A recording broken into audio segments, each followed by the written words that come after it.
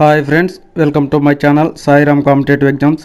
ఇంకా ఛానల్ ఎవరైనా సబ్స్క్రైబ్ చేసుకోకపోతే సబ్స్క్రైబ్ చేసుకోండి, లైక్ చేయండి, షేర్ చేయండి. ఈరోజు ఉద్యోగ వార్తల గురించి తెలుసుకుందాం.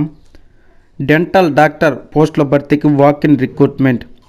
కాంట్రాక్ట్ ప్రాతిపదికన అదోని ఈఎస్ఐ డయాగ్నోస్టిక్ సెంటర్లో ఒక డెంటల్ అసిస్టెంట్ సర్జన్ పోస్టుల భర్తీకి ఈ నెల 20వ తేదీన వాక్-ఇన్ రిక్రూట్మెంట్ నిర్వహించనున్నామని ఆ సంస్థ డైరెక్టర్ తెలిపారు. వెబ్సైట్లో వివరాలు అందుబాటులో ఉంచినట్టు వెల్లడించారు. అర్హులైన అభ్యర్థులు ఈ నెల 20వ తేదీన విజయవాడలోని ఈఎస్ఐ డైరెక్టరేట్ కార్యాలయంలో నిర్వహించే వాక్-ఇన్ రిక్రూట్మెంట్కి హాజరు కావాలని సూచించారు.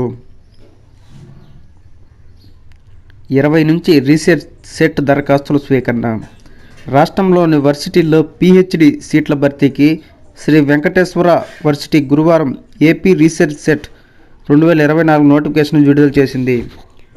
ఈ నెల 20వ తేదీ నుంచి దరఖాస్తులు స్వీకరించనుండగా మార్చి 19వ తేదీ వరకు తుది గడువు విధించింది. ఏప్రిల్ 4 నుంచి 7వ తేదీ వరకు దరఖాస్తుల సవరణలకు వెసులుబాటు కల్పించింది. ఏప్రిల్లో ప్రవేశ పరీక్షల నిర్వహణకు ఏర్పాటు చేస్తుంది. పిహెచ్డి అడ్మిషన్లకు సంబంధిత సబ్జెక్టులో 50% మార్కులు పొందిన అభ్యర్థులే ప్రవేశ పరీక్షకు అర్హులుగా పేర్కొంది. పంచాయతీ కో కార్యదర్శి ఖాళీలు గ్రేడ్ 5 కార్యదర్శులతో భర్తీ. జనాభా 500 కంటే మించిన ప్రతి గ్రామ పంచాయతీకి ఒక కార్యదర్శి ఉండేలా ప్రభుత్వం నిర్ణయం తీసుకుంది. గ్రేడ్ 5 కార్యదర్శులను వీటిలో నియమించి డ్రాయింగు, డిస్బర్స్మెంట్ అధికారాలు డీడీఓ కల్పించనుంది. గ్రేడ్ 1 నుంచి గ్రేడ్ 4 కార్యదర్శులకు ఉన్న అన్ని అధికారాలు వీరికి వర్తిస్తాయి. ఇందుకు సంబంధించిన జీవోను రాష్ట్ర పంచాయతీరాజ్ గ్రామీణాభివృద్ధి శాఖ గురువారం విడుదల చేసింది.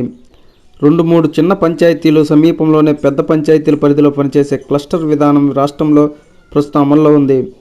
పెద్ద పంచాయతీ కార్యాలయ కార్యదర్శి మిగిలిన పంచాయతీల్లో పరిపాలన వ్యవహారాలు చూస్తున్నారు.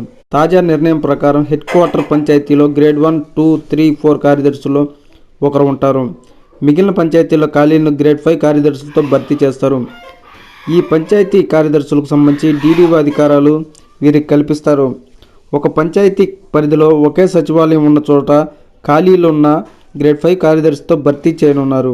మండల కేంద్రంలోని మేజర్ పంచాయతీ పరిధిలో 4-5 సచివాలయాలున్న మేజర్ పంచాయతీలోని కార్యదర్శే మిగతా పంచాయతీలకు డీడీఓగా ఉంటారు. 500 కంటే తక్కువ జనాభా ఉన్న పంచాయతీల్లో కార్యదర్శులు ఉండరు.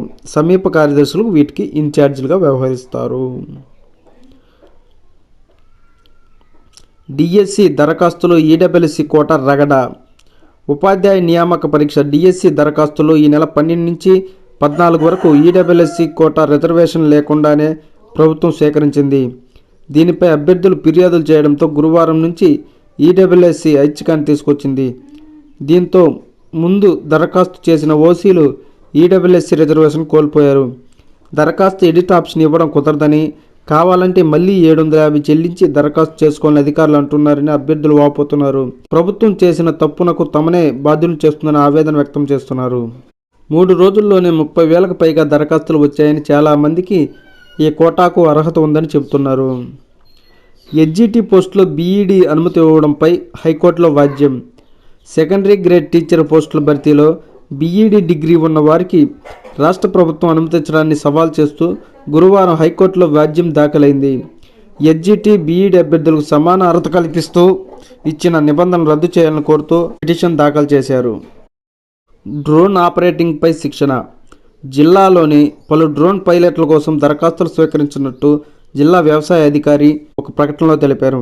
జిల్లాలో ఇప్పటికే డ్రోన్ పైలట్గా 29 మందికి శిక్షణ ఇచ్చామని, ప్రస్తుతం వెంకటాచలం, ఉదయగిరి, రాపూరు, లింగసముద్రం, గుడ్లూరు మండలాలకు సంబంధించి ఆసక్తి గల వారి నుంచి దరఖాస్తులు స్వీకరిస్తున్నామని తెలిపారు.